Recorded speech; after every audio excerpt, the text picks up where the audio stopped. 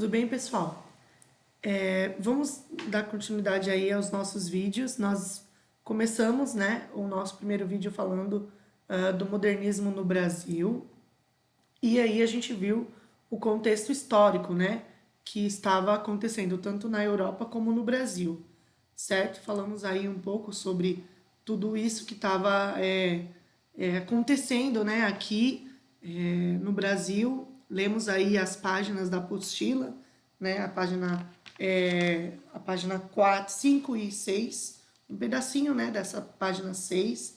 E aí ficou para conversarmos mais sobre os artistas, né, que fizeram parte aí do início do modernismo no Brasil. Então, inicialmente o modernismo, ele teve dois grandes artistas que foram quem deu o primeiro pontapé, né, aí né, nessa nova fase que seria o modernismo, ok? Então aqui na apostila de vocês, ó, ele fala assim: em 1913, o pintor italiano Lazar Segal fez uma exposição expressionista, desculpa, de grande repercussão, sendo considerada a primeira exposição neste estilo no Brasil, ok? E aí depois, entre 12 de dezembro a 11 de janeiro de 1918, né, de 12 de dezembro de 1917 e 11 de janeiro de 1918, foi realizada em São Paulo a exposição de pintura moderna Anita Malfatti, considerada um marco histórico da arte brasileira. Okay? Então, se você está montando aí o seu mapa, aproveita aí que eu estou deixando grifadinho para você, ok? Então, a Anitta expôs 53 obras de própria autoria e também alguns trabalhos de artistas internacionais, ok? Então, antes da gente entrar aí nesse assunto das exposições, tanto do Lazar Segal como da Anitta, vamos conhecer primeiro quem foram, né, esses artistas.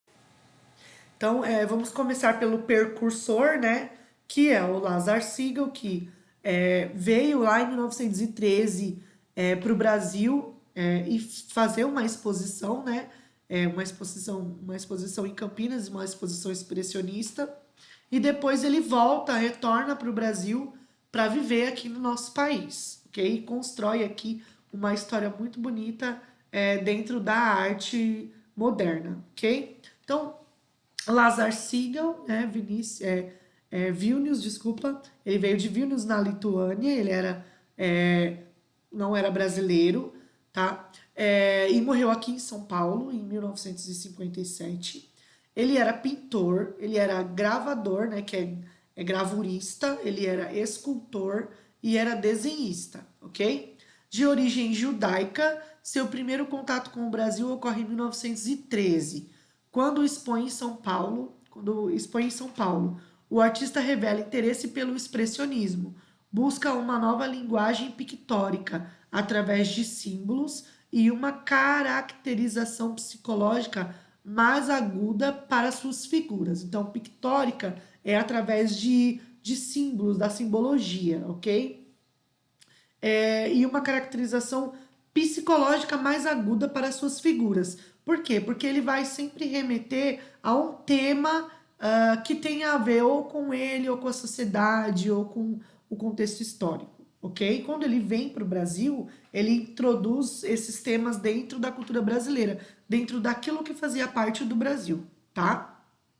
A pintura de Segal sobre o impacto da Primeira Guerra Mundial reflete preocupação com as injustiças sociais, tá? E o sofrimento humano. Seus quadros são estruturados por meio de planos construídos em diagonais e apresentam uma tendência à geometrização. Nós vamos ver bastante isso, ó, como aqui no quadro A Favela, ok? A gente vê bastante a geometrização, tá? Mesmo em obras como esse navio, ó, do Emigrante, né, a gente também vê um pouco dessa tendência de geometrizar as coisas, tá? Depois a gente vai falar um pouquinho dele. Com o predomínio de formas triangulares.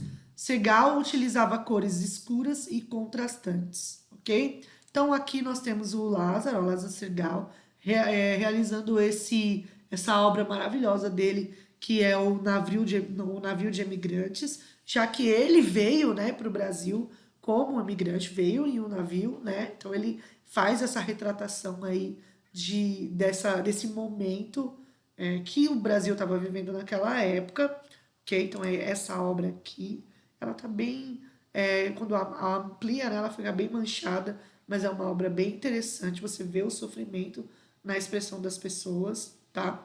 Ele também fazia as gravuras, então sempre gravura em preto e branco, ele tinha essa expressão, sempre demonstrava muito claramente para a gente o sentimento, né, ou o tema era sempre voltado para algo que ele quisesse dizer de verdade, ok? E ele também foi esculturista. A fase de escultura dele remete muito à família, tá? O Lazar Segal, ele era judeu, então os judeus eles têm uma ligação muito grande. A família é um centro muito importante, faz parte da parte mais importante da vida. Então as suas estátuas elas são muito ligadas a essa coisa da família, da mãe, tá? Do afeto familiar, ok? Então ele também realizou algumas esculturas, tá? E as pinturas que fazem parte, acho que é o maior número, né, da sua arte e que são muito interessantes. Eu vou mostrar um vídeo para vocês de algumas pinturas, né, que o Lazar Segal fez.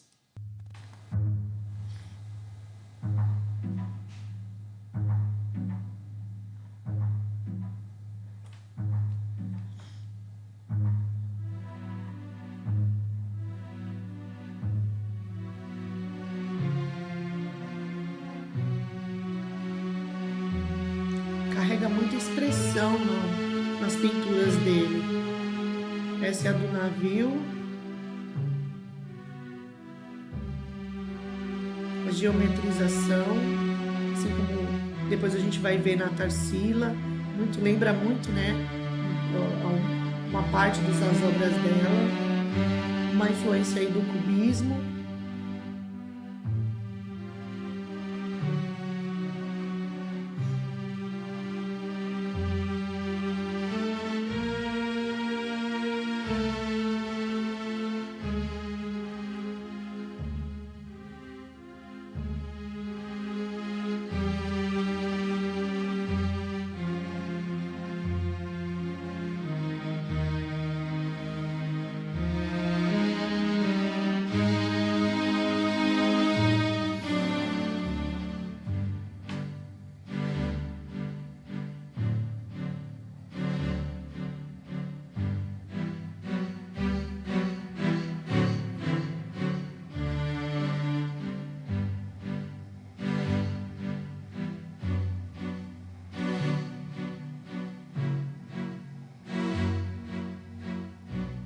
Quando ele está no seu país de origem, ele retrata muito a guerra, a consequência, né, a fome, a miséria, a tristeza da guerra.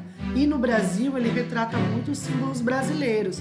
Então a favela, a mãe negra, tá? As cores mudam, as cores que eram mais tristes, talvez, mais que levavam a esse sentimento. Agora ela traz um pouco mais de cor, um pouco mais de vibração, tá? A gente percebe bastante isso quando você consegue diferenciar o que é feito lá fora e o que foi feito aqui.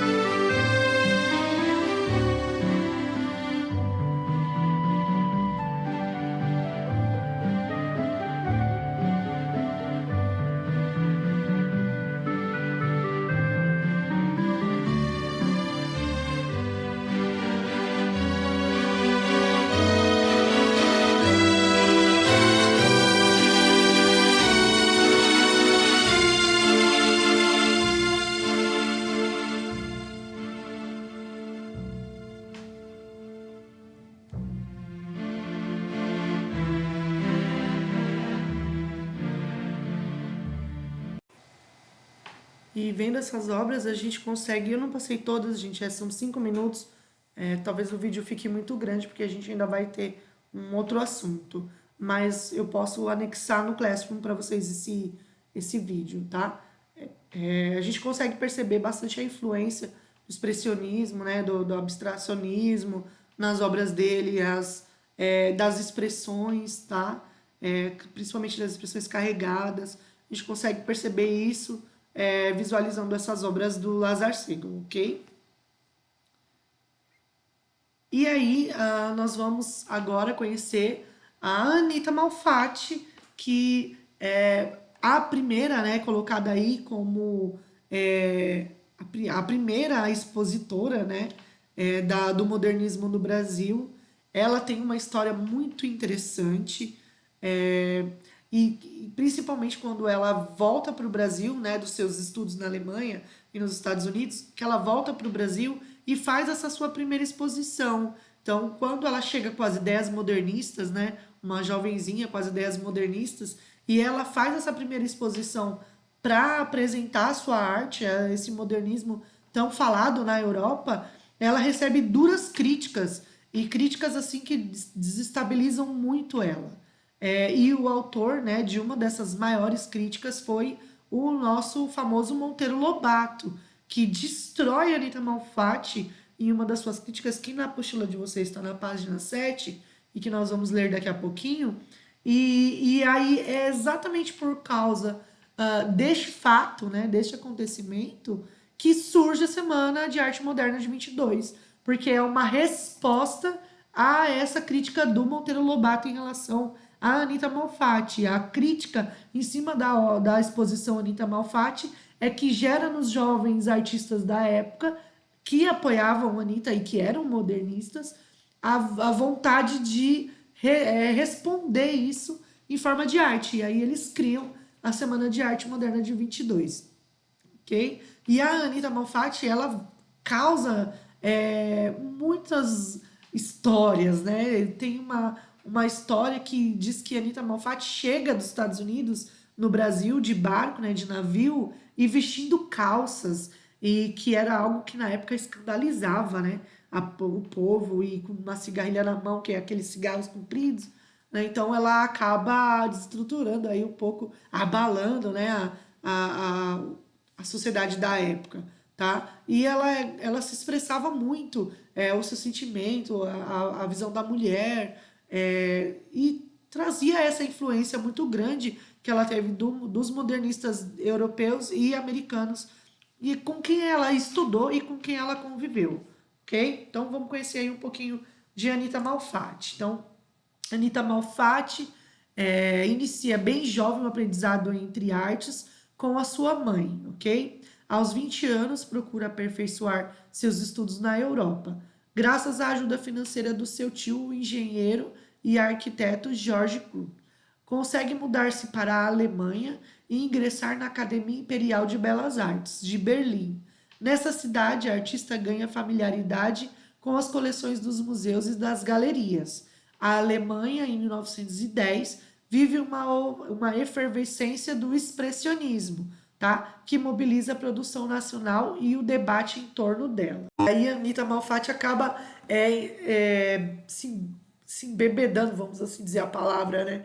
De todo esse fervor que estava tendo dentro do expressionismo, tá? E surgindo aí essas vanguardas na Europa, tá? No primeiro ano, a Anitta toma contato com toda a agitação modernista, visitando as exposições com grande curiosidade, mas seus estudos são ainda bastante tradicionais. Na academia, ela tem aula de desenho, perspectiva e história da arte, e o interesse pelas novas linguagens se amplia. E aí ela passa a estudar com alguns artistas que estavam, né, dentro dessas novas vanguardas, e vai introduzindo um conhecimento dessa nova temática que é o modernismo, tá? E aí ela passa a criar o seu próprio estilo, a criar a sua própria forma de pintar. E depois ela volta para o Brasil e vai para os Estados Unidos, e lá nos Estados Unidos ela realmente introduz isso dentro da sua arte, cria o seu método, o seu jeito e sua característica modernista, ok? Então vamos ver um videozinho aí bem interessante que fala um pouquinho da Anitta, dessa mulher forte, guerreira e que muda aí totalmente o paradigma de arte do Brasil. A gente tem a arte antes da Anitta e a arte depois da Anitta. Porque se não fosse essa exposição de Anita Malfatti e a crítica de Monteiro Lobato, talvez os nossos modernistas não tivessem aí esse gatilho para poder realizar algo tão grandioso e que mudou mesmo a estrutura da arte do Brasil, tá? Então, a Semana de 22 é o nosso maior marco artístico. E se talvez isso não tivesse acontecido, a gente ainda tivesse vivenciando aí um período bem regresso de arte, a gente estivesse bem atrasado em relação ao resto do mundo, tá? Então a gente tem que dar aí, graças a esses acontecimentos, que alguma parte chega a ser ruim, mas que alavancou aí aqueles jovens que já estavam sedentos de uma vontade de mudança, né? Então realmente foi o marco, ok?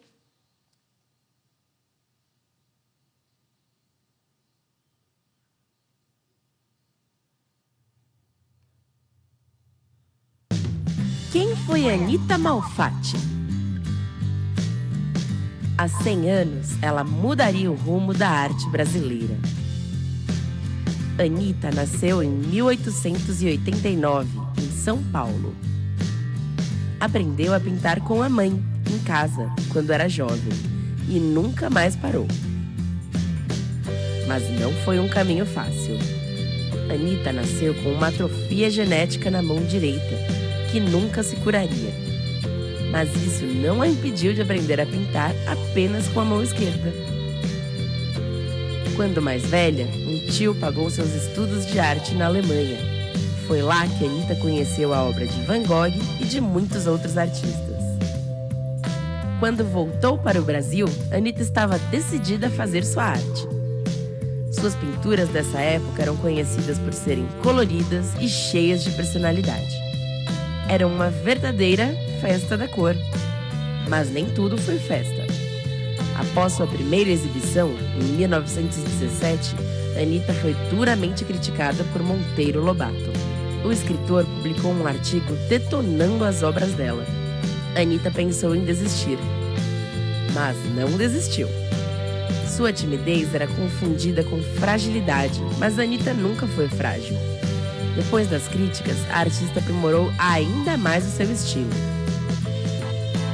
Foi nessa época que ela fez amizade com Mário de Andrade.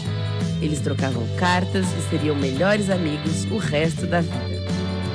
Hoje, sabemos que a coragem de Anita em 1917 mudou os rumos da arte. Anita fez parte do grupo de pintores e escritores mais influentes da sua época. Suas pinturas dariam origem à Semana de Arte Moderna de 22. A arte brasileira, que bebia muito das fontes europeias, se tornou cada vez mais tropical. Tudo por conta dessa mulher que nunca desistiu de ser quem era.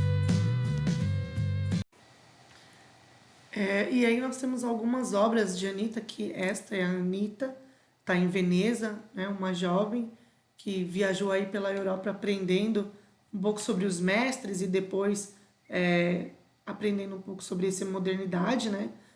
As obras mais famosas dela, tá? E aqui nós temos a crítica de Monteiro Lobato, ela tá na apostila de vocês na página 7, no Troca de Ideias, tá? Então o texto chama A Propósito da Exposição Malfatti, foi publicado no jornal Estado de São Paulo em 20 de dezembro de 1917, ok?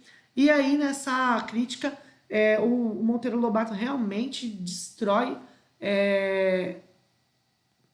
toda aquela exposição de Anita Malfatti, tá? E é uma crítica muito dura que faz com que a Anita seja comparada a uma obra que é passageira, né? Uma artista passageira, coloca aí que é um produto do cansaço, que é um produto de fruto de fim de estação, que é tipo um produto bichado, sabe? Que não é um produto completo, que é uma zombaria, tá? Ele fala, ó, essas considerações são provocadas pela exposição da senhorita Malfatti, onde se notam acentuadíssimas tendências para uma atitude estética forçada no sentido das extravagâncias de Picasso e companhia, porque Picasso e companhia não era bem visto aos olhos dos críticos, né? eram ao contrário, eles eram criticados até muito mais do que a crítica que a Anitta recebeu, tá? Então eu gostaria muito que vocês lessem essa crítica, ela é muito interessante, ver aí realmente as duras palavras que o Monteiro Lobato direciona a Anitta Malfatti, porém essa crítica que a Anitta sofre, as obras dela que na exposição já tinham algumas sido vendidas, elas são devolvidas depois dessa crítica que Monteiro Lobato faz. As obras são devolvidas, a Anitta Malfatti perde dinheiro, perde ali o glamour, né, que ela estava tendo na sua primeira exposição. E aí as pessoas que passam aí a partir dessa crítica na exposição são para zombar, são por curiosidade de que o que é isso tão grotesco que o Monteiro Lobato cita, tá? E aí a Anitta acaba tendo um fracasso muito grande na sua exposição. E os jovens da época, os modernistas, né, um grupo dos modernistas, eles se reúnem revoltados e tentam aí de uma forma muito inteligente e muito culta fazer o seu protesto em relação a essa crítica que o Monteiro Lobato fez com a Anitta, tá? E aí surge a nossa semana de arte moderna aí que muda todo o nosso paradigma de arte, ok? Então a gente fala um pouco mais sobre isso no próximo vídeo. Até lá, pessoal!